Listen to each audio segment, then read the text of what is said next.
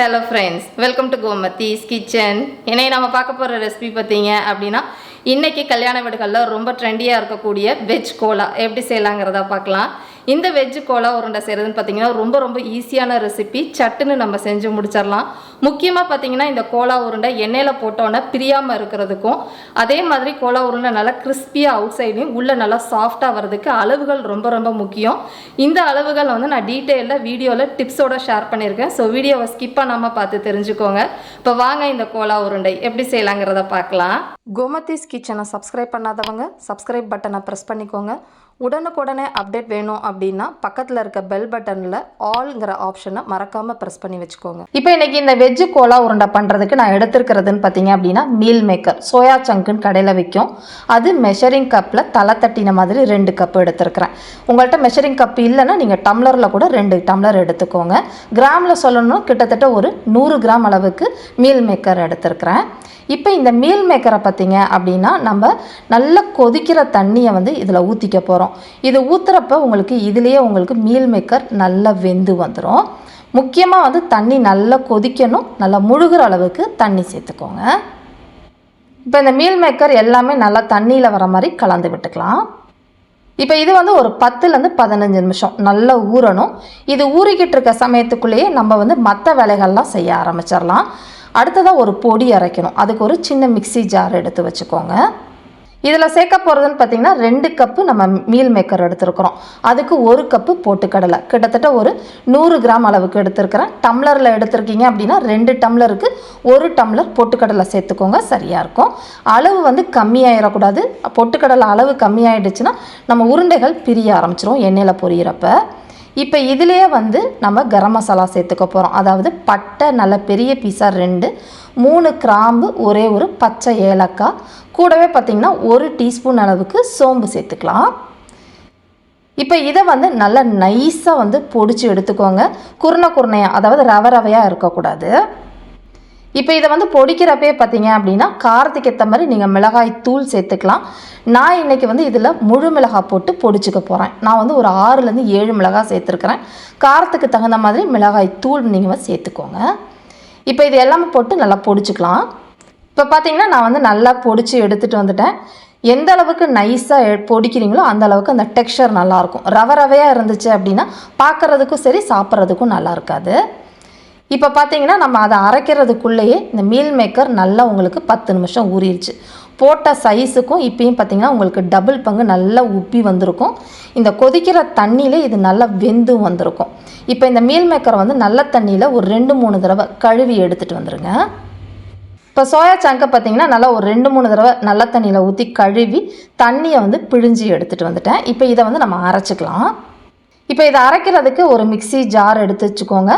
இந்த மீல் மேக்கரில் பார்த்திங்கன்னா தண்ணி நிறைய அப்சார்ப் பண்ணியிருக்கோம். நம்ம அப்படியே போட்டு அரைச்சோம்னா மாவு வந்து நமக்கு தண்ணியாக போயிடும். அதனால் மேக்ஸிமம் உங்களுக்கு எவ்வளோ அளவுக்கு தண்ணியை பிழிஞ்சு எடுக்க முடியுதோ அந்த அளவுக்கு பிழிஞ்சு எடுத்துக்கோங்க.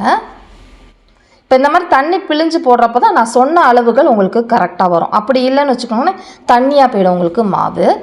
இப்போ பார்த்தீங்கன்னா சோயா சங்க் எல்லாத்தையுமே பிழிஞ்சிட்டு ஒரே ஜார்லேயே போட்டுட்டேன். இப்போ இதில் வந்து நல்லா 1 டீஸ்பூன் அளவுக்கு இஞ்சி பூண்டு விழுது சேர்த்துக்கோங்க. அப்படி இல்லைன்னா 4 பல்லு பூண்டு, 1 இன்ச்சு இஞ்சி கூட நீங்கள் சேர்த்துக்கலாம். கூடவே ஒரு 2லேருந்து 3 பச்சை மிளகாய் சேர்த்துக்கோங்க. இப்போ இதை வந்து பல்ஸில் குறப்பாக அரைச்சிக்கணும். ரொம்ப வந்து நைஸாக மாவு மாதிரி அரைச்சிட்டிங்கன்னா கோலா உருண்டை டெக்ஸ்சர் நல்லா இருக்காது. இந்த அளவுக்கு பல்ஸில் விப்பர் மோடில் வந்து ஒரு 5 தடவை விட்டிங்கனாலே உங்களுக்கு இந்த அளவுக்கு அரைப்பட்டு வந்துடும். இப்போ இதை வந்து ஒரு பாத்திரத்துக்கு மாற்றிக்கலாம். இது போடுறப்பே உங்களுக்கு தெரியும்னு நினைக்கிறேன். ரொம்ப தண்ணியாகவும் இல்லை, ரொம்ப நைஸாகவும் மாவு அரைக்கல. இந்த அளவுக்கு குறப்பாக கொஞ்சம் ட்ரையாக அரைச்சிருக்கிறேன். இப்போ இதில் இந்த கோலா உருண்டைக்கு தேவையான அளவு உப்பு 1லேருந்து 1.25 டீஸ்பூன் டேபிள் சால்ட்டு சேர்த்துக்கோங்க. அடுத்ததாக வந்து நம்ம பொடிச்ச பொட்டுக்கடலை பொடி இருக்குது பார்த்திங்களா, கரம் மசாலாம் போட்டு அதையும் சேர்த்துக்கலாம். இப்போ இதிலே வந்து நம்ம வெங்காயம் சேர்த்துக்கலாம். பெரிய வெங்காயம் அப்படி இல்லைன்னா சின்ன வெங்காயம் எது வேணால் சேர்த்துக்கலாம். நான் ஒரு பெரிய வெங்காயம் பொடியாக நறுக்கினது 1 கப்பு சேர்த்துருக்குறேன். அந்த வெங்காயத்தை நல்லா உதுத்து விட்ட மாதிரி சேர்த்துக்கோங்க. அடுத்ததாக இதில் சேர்க்க போகிறதுன்னு பார்த்திங்கன்னா புதினா இலைகள் ஒரு 10 புதினா இலைகள் போட்டால் போதும். அடுத்தது தேவைக்கேற்ற மாதிரி பொடியாக நறுக்கினா கொத்தமல்லி, கட்டாயமாக புதினா சேர்த்துக்கோங்க. அப்போ தான் அந்த வாசனையும் நல்லாயிருக்கும், டேஸ்ட்டும் நல்லாயிருக்கும். இப்போ இதில் நீங்கள் தண்ணியெலாம் எதுவுமே ஊற்ற வேண்டாம். இப்போ அதில் இருக்க இந்த சோயா சங்கில் இருக்க ஈரப்பதத்துக்கே நல்லா வந்து பெசரி விட்டுருங்க. மாவு பார்த்திங்க அப்படின்னா ரொம்ப டைட்டாக இருக்கக்கூடாது, அதே மாதிரி ரொம்ப இலகலாகவும் ரொம்ப குழகுழப்பாகவும் இருக்கக்கூடாது. மாவு ஒரு சாஃப்டான மாவாக இருந்துச்சு அப்படின்னா உங்களுக்கு உருண்டைகள் சாப்பிட்றதுக்கு ரொம்ப நல்லாயிருக்கும். கெட்டியாக இருந்துச்சு அப்படின்னா ஒரு மாதிரி நெஞ்சு அடைச்ச மாதிரி இருக்கும் தொண்டையில் இறங்குறப்ப. சப்போஸ் உங்களுக்கு ரொம்ப கெட்டியாக இருக்குன்னா லைட்டாக தண்ணி தெளிச்சுக்கோங்க. தண்ணியாக இருந்துச்சு அப்படின்னா இன்னும் கொஞ்சம் பொட்டுக்கடலை மாவு ஒரு டேபிள் ஸ்பூன் போல் கூட சேர்த்துக்கலாம். அதிகமாக பொட்டுக்கடலை சேர்த்துற வேண்டாம். நான் சொன்ன அளவுகள் சேர்த்திங்கன்னா கரெக்டாக இருக்கும். தேவைக்கேற்ற மாதிரி உருண்டைகள் நீங்கள் எந்த சைஸில் வேணுமோ உருட்டிக்கோங்க. இப்போ பார்த்தீங்கன்னா நம்ம பண்ணின மாவுக்கு நான் பண்ணின சைஸுக்கு ஒரு 21 உருண்டைகள் கிடச்சிருக்கு. இதை நீங்கள் உடனேவும் பொரிச்சு எடுக்கலாம். இந்த மாவை செஞ்சு ஃப்ரிட்ஜில் வச்சுட்டு பசங்க ஈவினிங் ஸ்நாக்ஸுக்கு வரப்போ கூட நீங்கள் சுட சுட பொரிச்சு கொடுக்கலாம், ரொம்ப நல்லாயிருக்கும். இப்போ நம்ம இதை உடனே பொரிக்க ஆரம்பிச்சிருவோம். இப்போ வந்து நம்ம கோலா உருண்டைகள் பொரிக்கிறதுக்கு சட்டியில் எண்ணெய் வந்து ஊற்றி காய வச்சுருக்கிறேன். முக்கியமாக அந்த கோலா உருண்டைகள் முழுகிற அளவுக்கு எண்ணெய் சேர்த்துக்கோங்க. எண்ணெய் நல்லா காஞ்சதுக்கப்புறமா கோலா உருண்டைகள் சேர்த்துக்கலாம். இப்போ நான் சொல்லியிருக்கிற அளவுக்கு மாவு பக்குவம் கரெக்டாக இருந்துச்சுன்னா உங்களுக்கு எண்ணெயில் போட்டதுக்கப்புறம் பிரியாது. சப்போஸ் உங்களுதில் வந்து மாவு தண்ணியாக இருந்தாலோ இல்லை பொட்டுக்கடலை மாவோட அளவு கம்மியாக போயிடுச்சுனாலோ எண்ணெயில் போட்டதுக்கப்புறமா பிரிஞ்சு போயிடும். அதனால் அதோட பக்குவம் ரொம்ப ரொம்ப முக்கியமானது. அடுத்து வந்து பார்த்திங்கன்னா இது ஒரு மிதமான தீயிலே நல்லா சலசலப்பு ஓரளவு அடங்கி செவந்து வர மாதிரி வேக வச்சு எடுத்துக்கோங்க. இப்போ பார்த்திங்கன்னா சலசலப்பு ஓரளவு அடங்கிருச்சு. கோலா உருண்டையும் நல்லா வெந்து வந்துருச்சு. இந்த அளவுக்கு இருக்கிறப்ப நம்ம எண்ணெயிலேருந்து எல்லாத்தையுமே எடுத்துடலாம். இதே மாதிரி எல்லா உருண்டைகளையும் பொரிச்சுக்கோங்க. நம்மளோட சூப்பரான கோலா உருண்டை நல்லா சுட சுட சாப்பிட்றதுக்கு செம்ம டேஸ்ட்டாக இருக்கும்.